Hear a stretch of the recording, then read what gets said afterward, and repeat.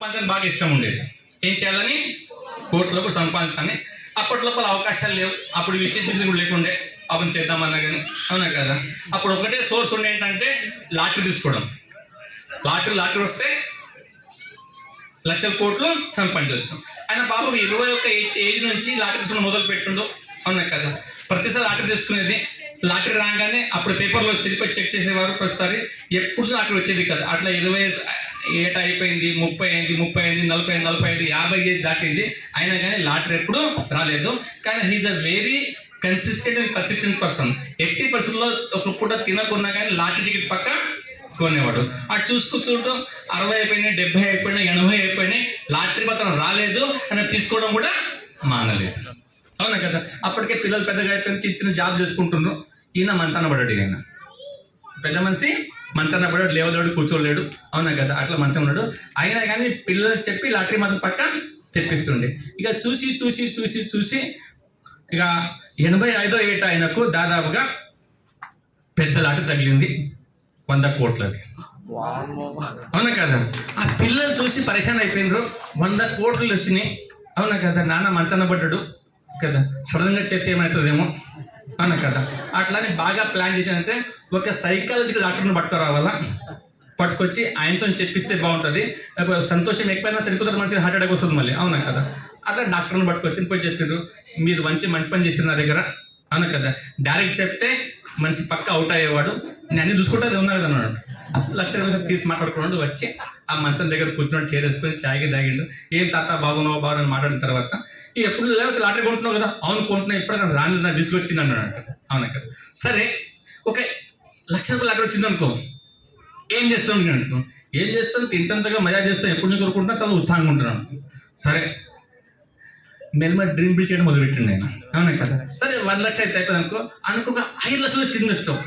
నీకు పిచ్చి పెట్టాను, కూడా 5 లక్షలకు వస్తానికి ఇప్పుడు ₹1 రాలేదు అంటాడు. వచ్చినాయి అనుకో, ఏమైనా ఏముందానికి అందరినీ అందరికీ పార్టీ ఇస్తాను, నేను అందరికీ పార్టీ ఇస్తాను, అవునా. ఓకే, వెరీ గుడ్ అనుకుందాం. ఒక 25 లక్షలు వచ్చింది అనుకుంటా. అప్పుడు నేను పడుకున్నాడు, లేచి కూర్చుంటాడు. 25 లక్షలా నీకు మజా కనిపిస్తుందా, నీకేమన్నా 80 ఏళ్ళు అయిపోయాయి, ప్రతి లాటరీ ఎప్పుడో వచ్చింది లేదు, నాకు పిచ్చి నాతో మజా చేయకంటాడు. అనుకో భయ్, 20 లక్షలు వస్తే చేస్తాను. ఏం చేస్తావు భయ్, ఎప్పుడు నుంచి అనుకుంటున్నా మిస్సెస్ ఎప్పటి నుంచి నాకు బంగారం ఒక చావబడుతుందని, అవునా కదా. ఒక 1 కిలో బంగారం కొనిస్తాను, ఒక క్రికెట్ పోతా అంటున్నాను, అవునా కదా. ఆ తర్వాత అంటాడు, అట్లా కాదు 50 లక్షలు వస్తే ఏం చేస్తావు అంటాడు. ఇక ఆయన కోపం ఎక్కువైపోతుంది అంటే, అవునా కదా. ఏదో దొరకలేదు, నాకే నేను దొరికిన పొద్దు నుంచి నాకు చావగొడుతుండేడు.